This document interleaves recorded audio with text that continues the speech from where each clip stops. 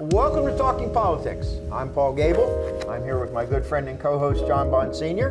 And today we have Tuvia Wilkes, a well-known, long-time businessman in the center of Myrtle Beach has been affected by some of the recent government actions down there. We'll be back in a moment.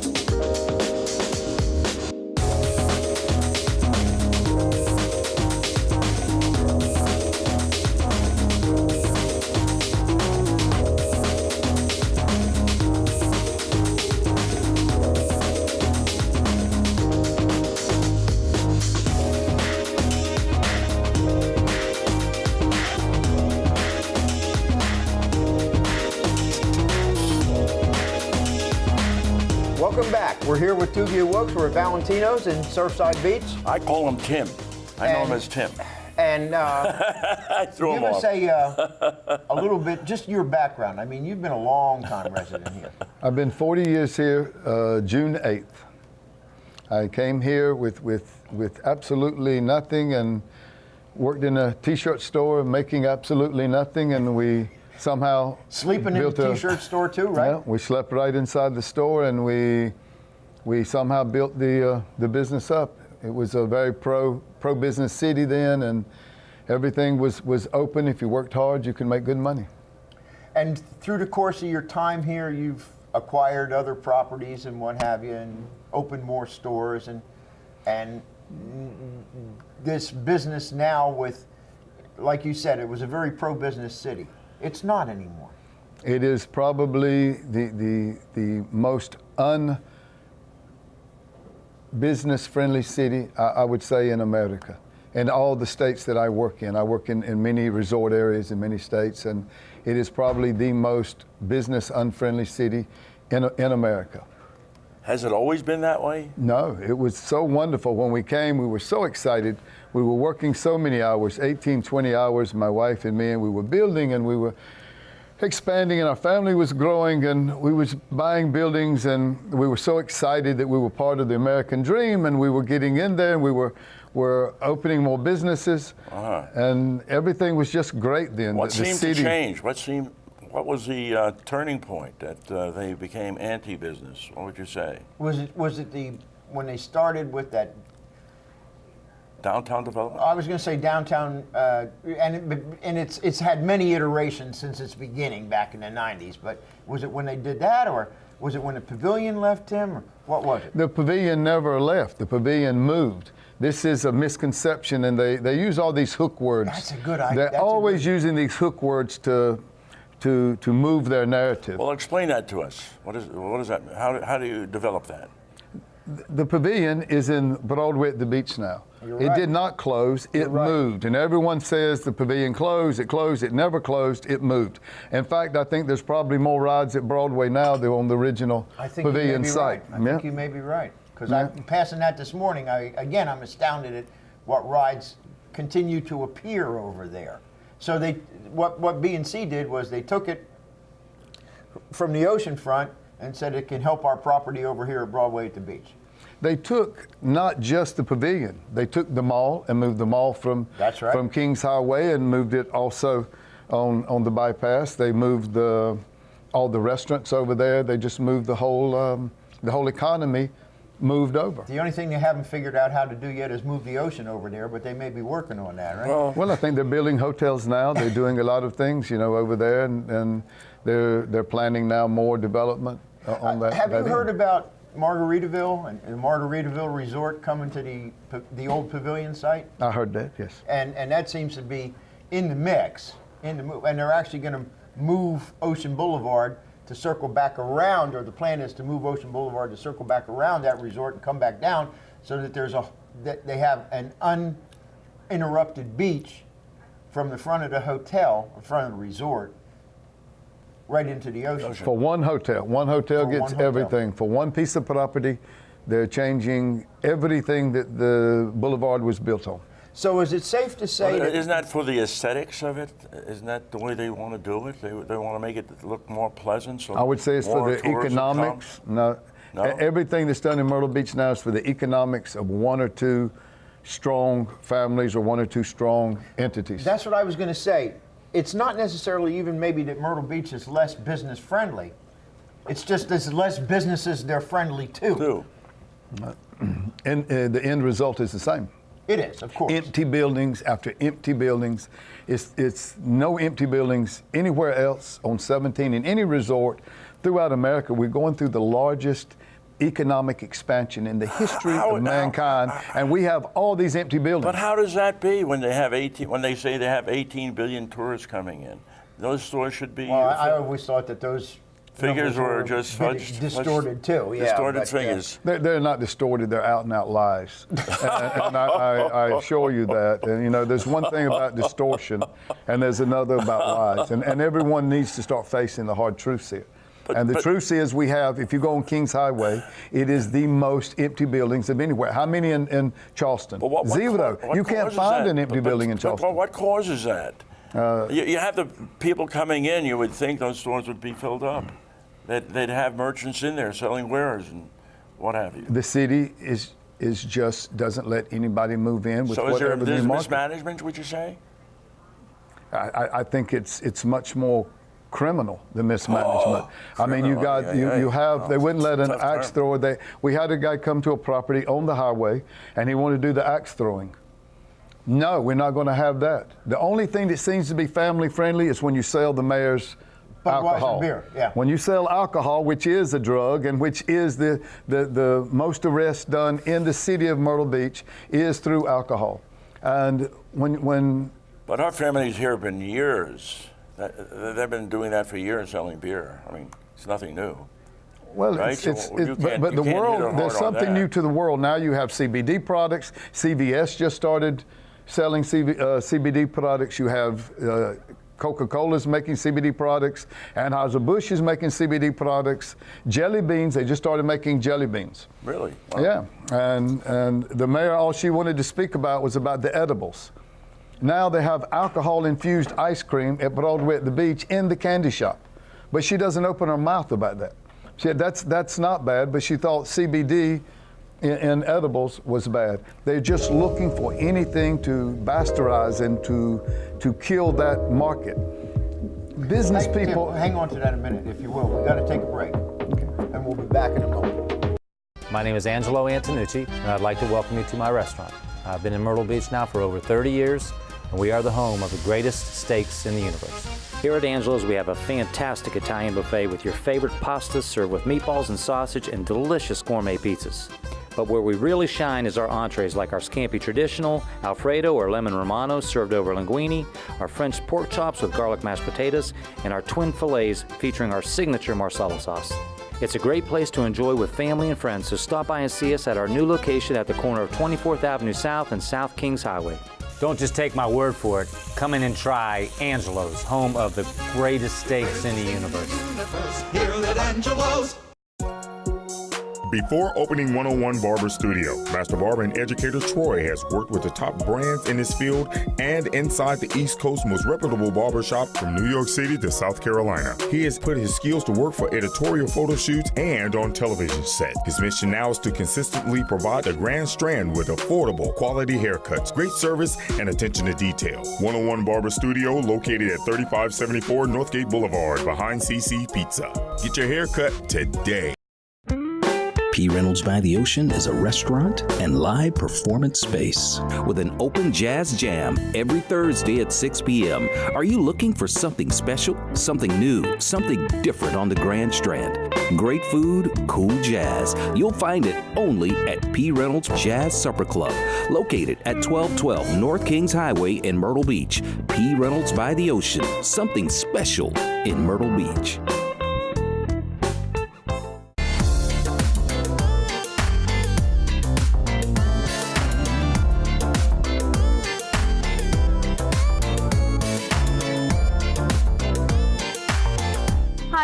I'm a server at Brothers Grill, and as a server here, I like to make sure everybody has amazing service and good fresh food every single day. We serve lunch and dinner from 11 a.m. to 10 p.m., our happy hours from 4 to 7, and we're located on 5900 North Kings Highway. Follow us on Facebook at Brothers Grill Myrtle Beach.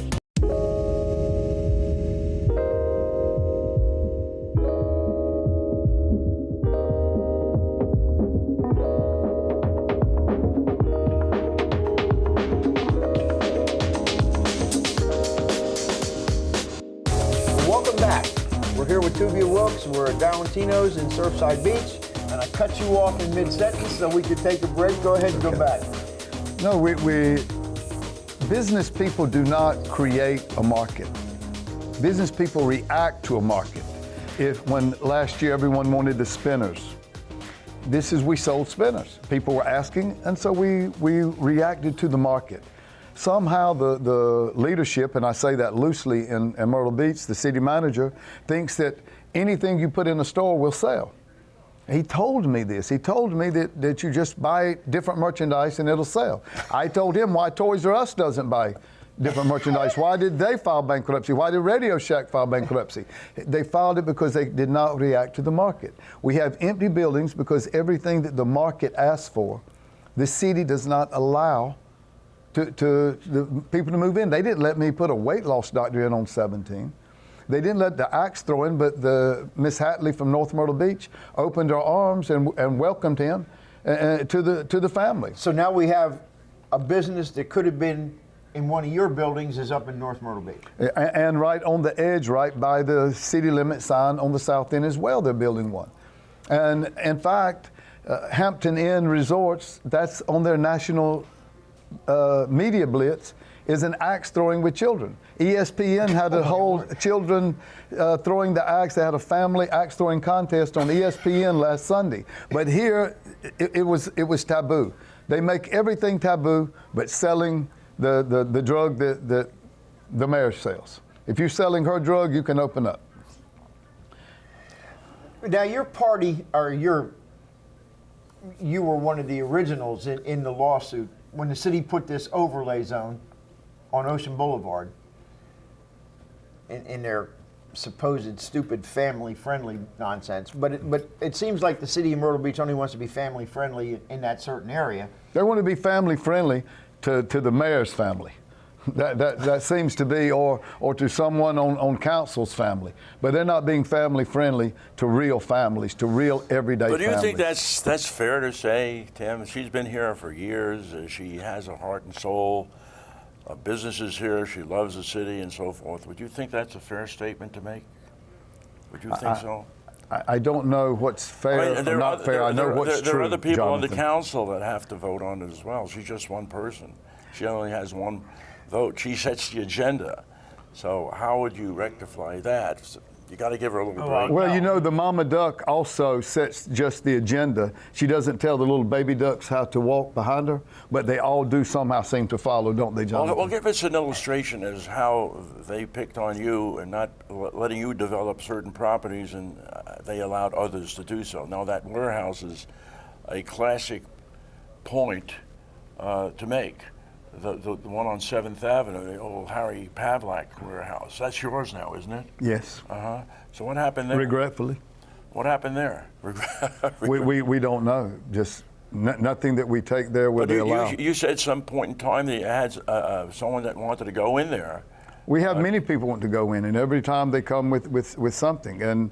And we had a church try. Was it because of parking, or just what was the? Well, they said that actually it was funny. The church they wouldn't let move in to a building on 17 because they said it was parking, and I have all the parking all the way to 501.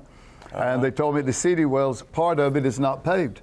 I said, yes, it's pervious stone. The city makes us have pervious stone. I said, by the way, look out your window at city services. It's also not paved. It's also pervious stone. And so they just come with these things, and again, the empty building. And I think, and this is, you asked me why one would have something or why would they pick on people. I think that the whole council, no one on the council has any empty buildings. They don't have skin in the game. How can they have a heart for the business owners? They don't have skin in the game. Those buildings are empty, so what? They lose nothing. They don't pay any taxes, they don't pay any insurance, they don't pay any upkeep, they don't pay for mortgages, so they don't care if they're empty. They just don't care. And this is the essence. The mayor, she keeps talking about the super block. The super block has never been super for the 40 years I've been here. And that's when the pavilion was at its peak. So this is another hook word or another lie, that the pavilion moving, not closing, but the truth moving, it's what hurt the superblock. The mayor keeps saying she's going to do with the superblock. It's such a secret. It's going to be beautiful. Why she didn't invest her money there in the superblock? Why did the mayor put her money in the North End in a new building? Why did she not, if she believes that for the taxpayer money to be spent on the superblock, why didn't she invest her own money? She put her money in the North on a new building, and she wants the taxpayers to be on the hook for moving a library 2 blocks. It's just, nothing makes sense. Well, what about your Edwards building, that beautiful building you have right on 17 Business? You said before we went on the air that you had somebody that wanted to move in there, but however they were stymied because they realized it was in the city. How did that develop? How did that come about? Well, why did they say that, I wonder? Myrtle Beach has a reputation now all over being business unfriendly, so people do not want to invest any money. Now they every few months they come with another overlay or another problem that they're closing businesses down. So that's one of the reasons why you're saying that they're unfriendly, because of the fact that people realize it's in the city and they don't want to come? Is that what's happening? I'm saying that they're unfriendly because everything that they're against is in Charleston. It was voted the #1 family-friendly place in America 2 years in a row. They have vape shops, they have CBD on King Street, they have tattoo parlors all on 17, they have many different types of businesses. Throwers? Huh? Axe throwers? Yeah, axe throwers. They have any kind of business that the market's asking for is welcomed in. Everyone knows that they'll take your business license here. They use it as They use it as a club, don't they? They use it as a weapon. You know, the public nuisance. You're really giving it a black eye. My gracious me! No. We may be commenting on the fact that the eye is black, but we didn't give it to him. That's right, Jonathan. Well, how did it develop? How did he get it? Somebody must have smashed it. You know, if you Somebody see has to do something about it. If you see a spotted dog, Jonathan, you didn't It's a spotted dog. It's a spotted dog. I mean, right. you know, this is not you. You didn't put the spots on the dog. I mean, I'm just telling you all what is going on Kings Highway. It looks like a ghost town. That's why we have you here, because of the fact that you have some issues with respect to the city, and we want to hear what they're about. And it's It's time for a break again, John. Okay, there we go. Okay. So we'll be back in a moment. Very good. Tim, you're on a roll. Striving for excellence is what we all do. After 10,000 hours of practice and preparation, we become experts at our crafts. Our skills become a manifestation of our talents, and our service becomes sought after.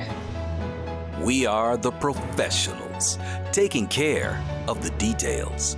The Professionals, mobile detailing and car cleaning specialist, taking pride in what we do so you can take pride in what we do for you.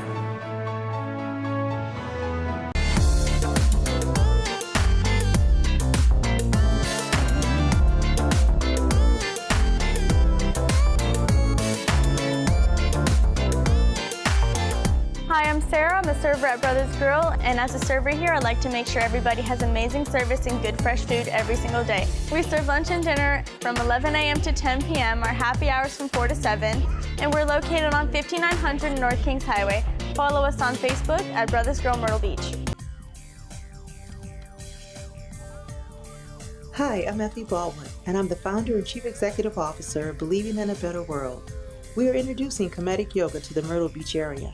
Comedic Yoga, a therapeutic healing yoga system, is characterized by a series of geometrically progressive postures and controlled rule of 4 breathing.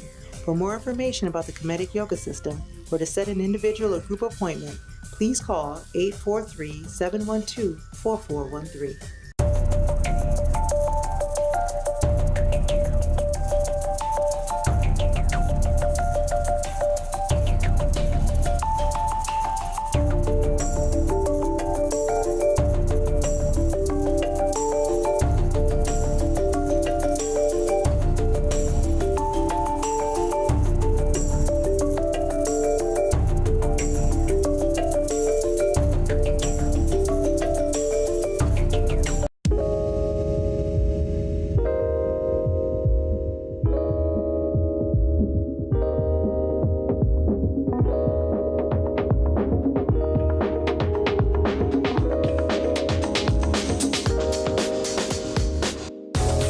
Welcome back. We're with Tony Wilkes at Valentino's in Surfside Beach. We're talking about the unfriendly business environment in Myrtle Beach. And you know what's interesting? Last week, our guest was Marilyn Hatley, the North Myrtle Beach mayor. Now, you have North Myrtle Beach, you have Myrtle Beach. Myrtle Beach was king. North Myrtle Beach, you know, first of all, they incorporated within the time that you were here to make North Myrtle Beach out of all those little towns. And they were kind of the afterthought. Now they've become the premier destination on the Grand Strand. And like you say, business is full up there. They welcome business, their buildings are full, and this city is dying. It really is. It's dying. Oh, it's a ghost town on Kings Highway. It's just a ghost town. It's just so many empty buildings, and people talk about it. I mean, people ask about it. People called me from other cities and say, "Wow, we were just there. It's so many empty buildings. Why?" I said, "Because of the leadership of the city."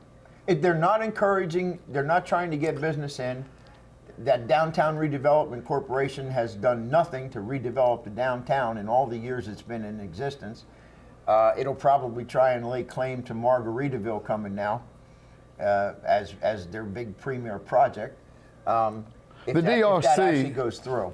The DRC, the Downtown Redevelopment Corporation, has done exactly what it was put there for 20 years ago, to give a salaries for a few connected people, and as long as those people always echo exactly what the city manager says. The city manager is also runs the money in the DRC. It's an interesting city. The city manager, he's the chief of police, because the chief, she's got to be afraid. You know, he's the chief of the fire department. He can fire the fire chief.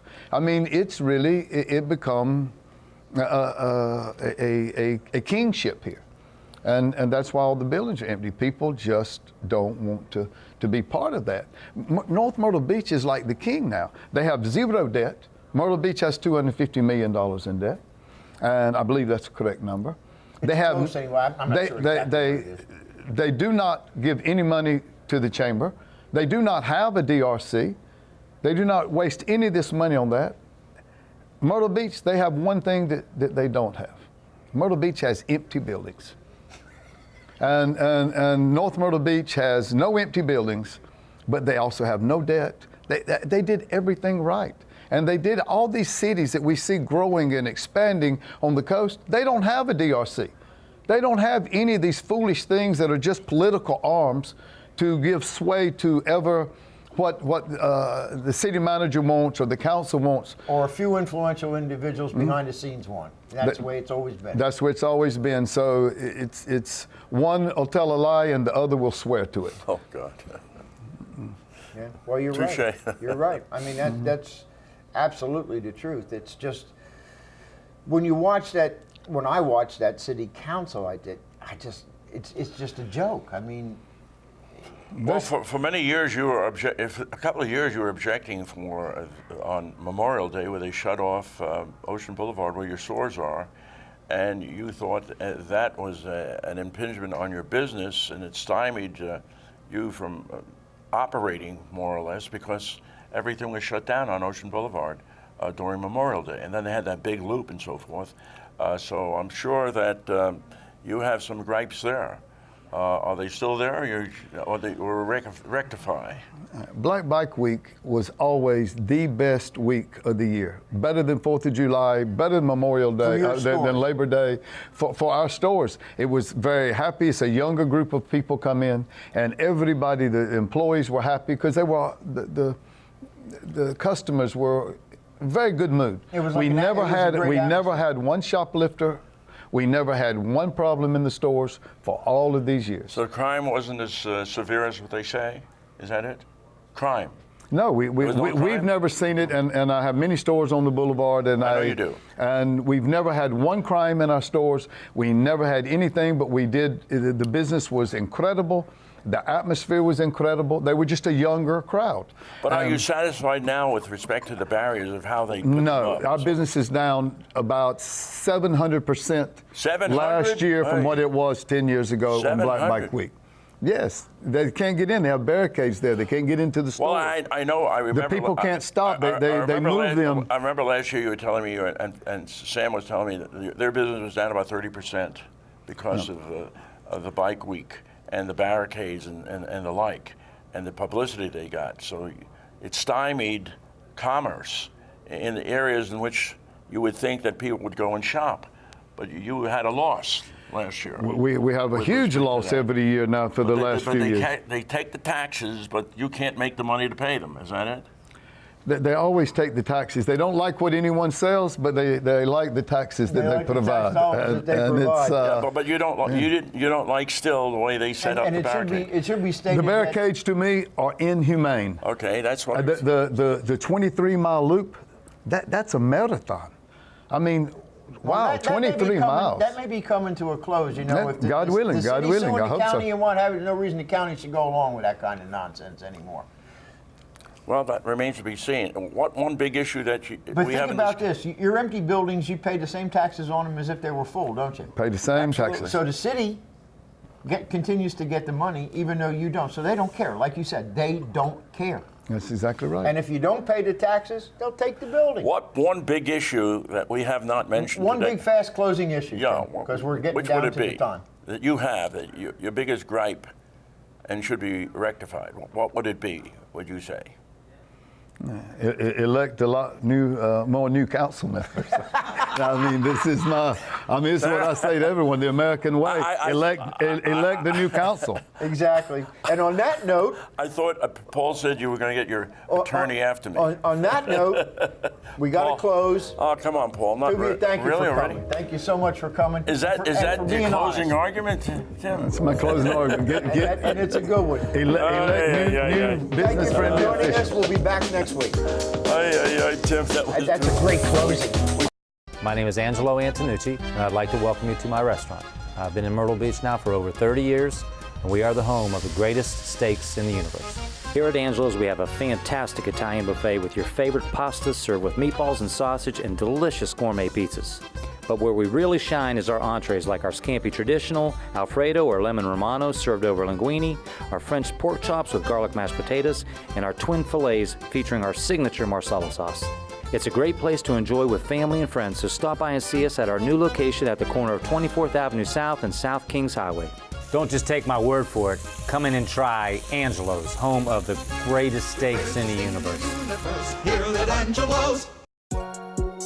Before opening 101 Barber Studio, Master Barber and educator Troy has worked with the top brands in his field and inside the East Coast's most reputable barbershop from New York City to South Carolina. He has put his skills to work for editorial photo shoots and on television set. His mission now is to consistently provide the Grand Strand with affordable, quality haircuts, great service, and attention to detail. 101 Barber Studio, located at 3574 Northgate Boulevard, behind CC Pizza. Get your haircut today. P. Reynolds by the Ocean is a restaurant and live performance space with an open jazz jam every Thursday at 6 p.m. Are you looking for something special, something new, something different on the Grand Strand? Great food, cool jazz. You'll find it only at P. Reynolds Jazz Supper Club, located at 1212 North Kings Highway in Myrtle Beach. P. Reynolds by the Ocean, something special in Myrtle Beach.